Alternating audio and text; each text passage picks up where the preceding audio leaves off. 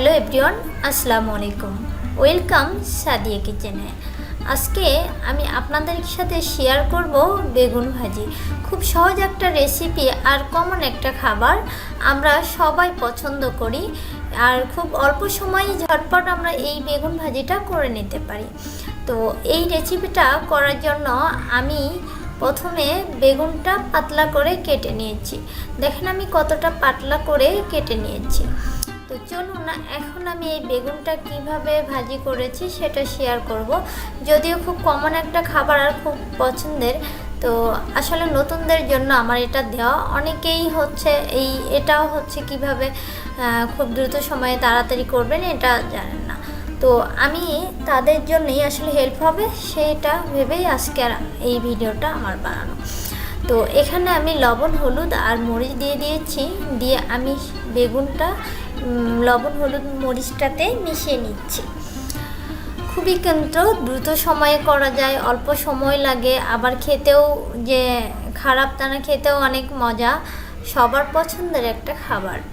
তো এখন আমি লবণ, হলুদ, মরিচ যে দিয়েছি সেটার সাথে বেগুনটা দেখেন আমি ভালোভাবে উল্টিয়ে উল্টিয়ে মিশিয়ে নিচ্ছি। কিন্তু তো বেগুনটা ভাজি কিন্তু এটা গরম ভাতের সাথে খুব দারুণ লাগে খেতে, খুব সুস্বাদু খেতে।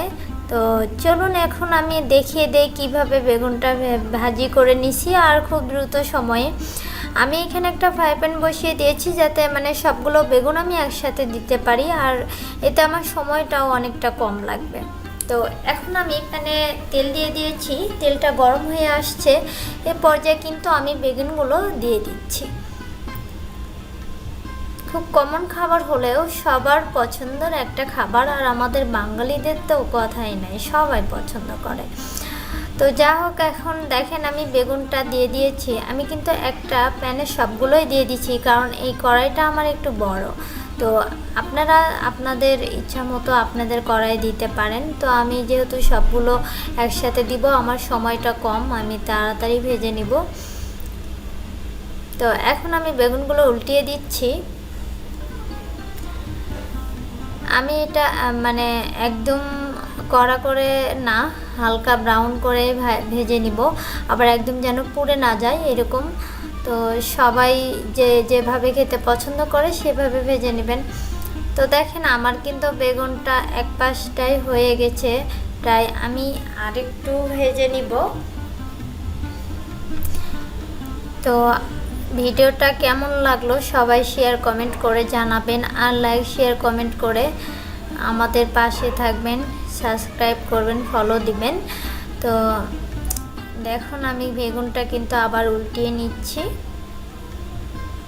আশা করি সবার কাছে ভালো লাগবে। আমার রেসিপিটা যদি ভালো লাগে সবাই একটু ফলো শেয়ার দিয়ে আমাদের সাথে থাকবেন। এ পর্যায়ে আমার বেগুনটা কিন্তু হয়ে গেছে, আমি বেগুনটা উঠিয়ে নিব।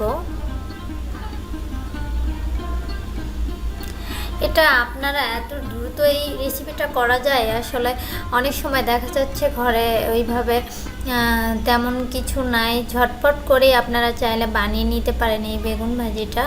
খুব সহজ একটা রেসিপি, খেতেও দারুণ মজার।